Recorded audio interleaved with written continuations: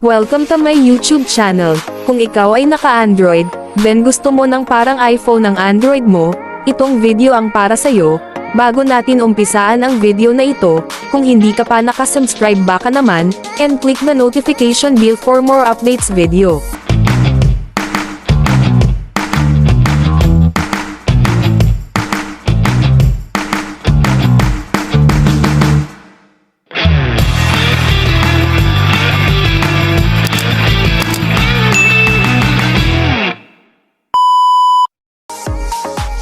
Ngayon hanapin lang natin ang Play Store natin, tapos hanapin lang natin ang search button, then i-search natin ang iOS 18.